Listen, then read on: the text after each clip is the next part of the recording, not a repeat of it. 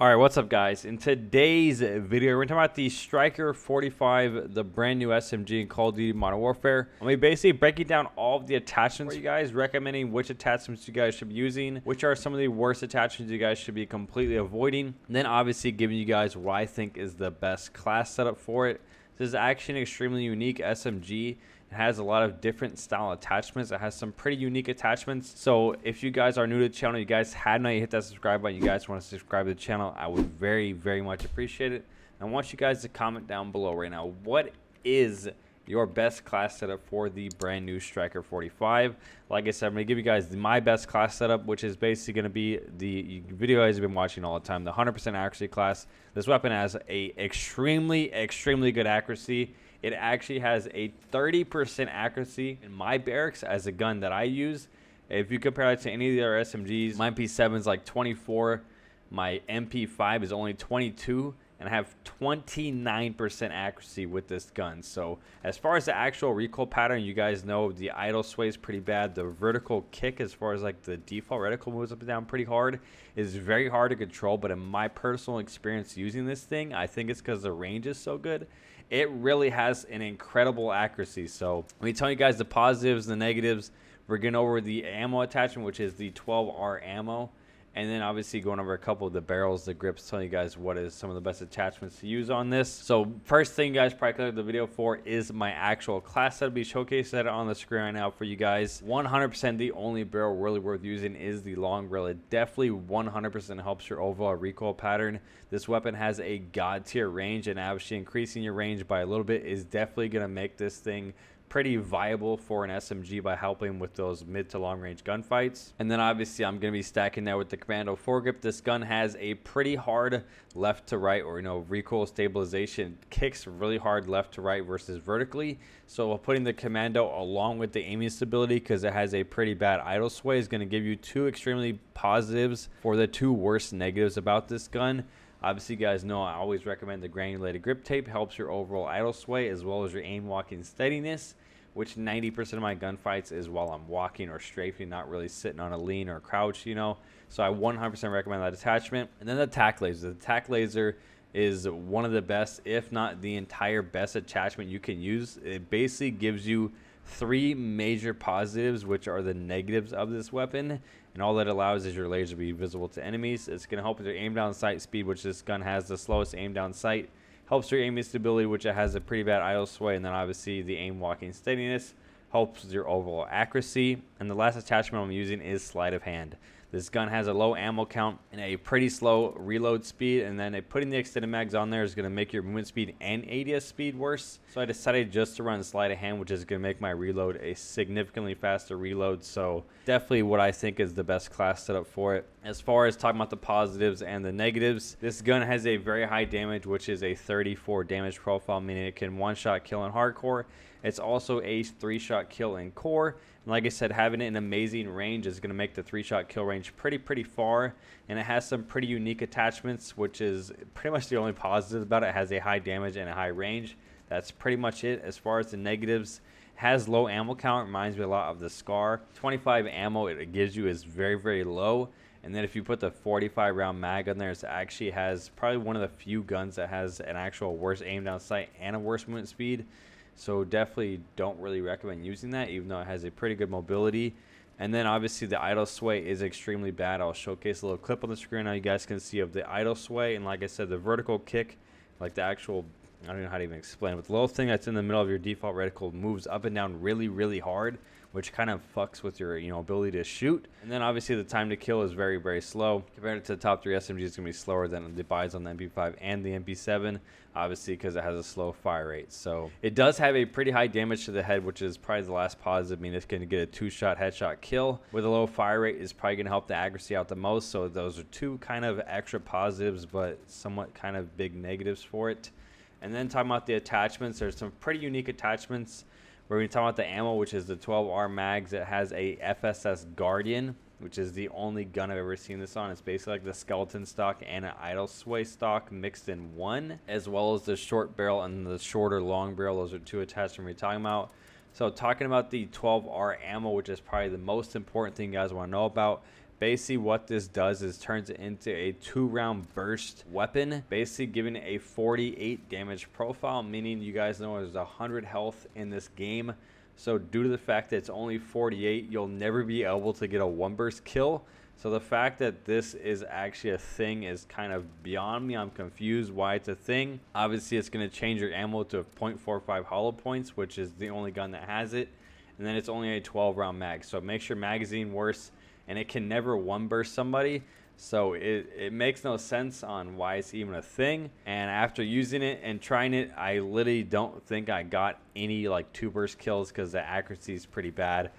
So it does have a faster ADS speed by about 10%. Your movement speed is faster, obviously less ammo, so it's going to reload faster, but it does reduce your range. So due to the fact that this gun has an extremely high 3-kill range, lowering it down and making a 2-burst weapon is basically negating any positive about this gun. It does have a 77 damage to the head, so the only way to get a 1-burst kill is if you get a headshot included.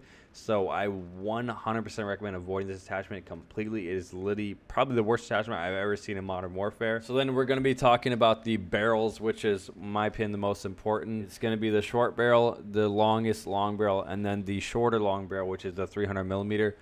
I actually watched exclusive Ace's video on this, which I did not know about this weapon because I've actually used it and pretty well enjoyed it. He said this is actually glitched and it actually negates your range and makes your aim down sight worse. So you basically get 2 negatives for no positives. So 100% recommend avoiding this barrel. As far as the 150 long barrel, it's basically going to give you a 15% faster ADS. You're going to move faster, but you're going to get 20% less range, and the recoil pattern is extremely horrible.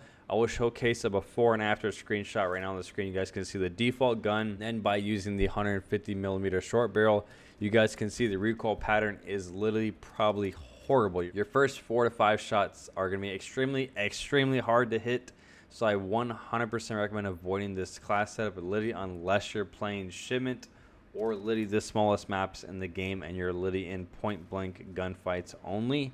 As far as the longest barrel, you're going to get a 25% slower ADS, which is a significant decrease, and a 3% slower move speed, which is once again a significant decrease. But the 35% more range you get, which this gun already has excellent range, is definitely an excellent boost to get to give the range a little bit more. And it definitely 100% helps the recoil pattern. You guys can see a before and after once again on the default on the left, and then by putting the long barrel on the right, you guys can see the stabilization by adding the long barrel is incredibly improved with this attachment. So I 100% recommend this as the only barrel to use. If not, avoid it if you're playing on a smaller map, because once again that aim down sight speed is literally AR level now, and the aim down sight of this weapon is already on the low end. So as far as the only other attachment we're going to be talking about is going to be the FSS Guardian, which basically is a skeleton stock and an idle sway stock mixed in one. It makes your aim down sight speed worse by about 10%, which is not much, and it's going to give you a massive increase to your idle sway. I'll showcase a little clip on the screen now of the default gun and then the gun with the Guardian stock on it. You guys can see the idle sway is massively increased. It also gives you about a 10% faster aiming movement speed as far as strafing left to right, which definitely helps a lot because stock is a very hard attachment to find. There's only like a couple of guns that have the skeleton stock. So for this to have both of these together, it's basically like a hidden god attachment for this weapon. And the biggest negative about it is it does block your rear grip, which is going to be your stipple grip and your granulated grip tape, which are 2 attachments I almost always recommend. So that's a big negative about it. And obviously, like I said, the extended mags, the 45 rounds, can make your aim down sight speed worse and your wind speed worse, which is kind of a big deal. And then obviously talking about the grips, I'll be showcasing a couple of the clips on screen now. You guys can see, basically breaking down which is the best grip for you guys to use on this weapon. So after my initial testing of all of the grips, as well as a silencer and a red dot, basically I'm going to be talking to you guys which grips are the best. And then 2 things I want to mention first is a silencer worth using on this weapon? And is a red dot worth using on this weapon? So as most of you guys know, it has an extremely odd recoil pattern. I'll showcase the clip on the screen right now for you guys. The default reticle sways and moves up and down, and basically your tracking with the default reticle is the worst on this weapon than any gun I've ever used in Modern Warfare. As far as adding a red dot, the red dot is basically supposed to help you with precision accuracy. With the way that this gun kicks, adding a red dot in my testing actually didn't help at all. It only would make it worse because it's harder to actually track, in my opinion, with the red dot. For some reason, the red dot where you're shooting doesn't really aim where the bullets are going. And then as far as the silencer, there's one big thing about the monolithic suppressor, which is like obviously the only silencer I recommend. It comes with a worse aim down sight speed, which this gun already has the slowest ADS speed.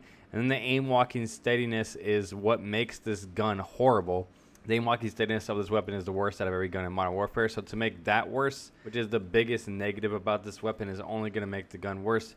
Your accuracy is going to go down. In exchange, you're getting a little bit more range on a weapon that already has the most range. So basically, two negatives are going to make this gun worse where it sucks, and the positive is going to make it better where it's the best. So there's literally no point to use either of those. As far as the grips in my testing, the biggest difference between the grips, you're going to go with the Merc, the Ranger, and the Operator. They're all going to have the same thing, along with the compensator. It's going to help with your vertical recoil. The compensator is basically going to make your aim down sight speed worse and your aiming stability worse.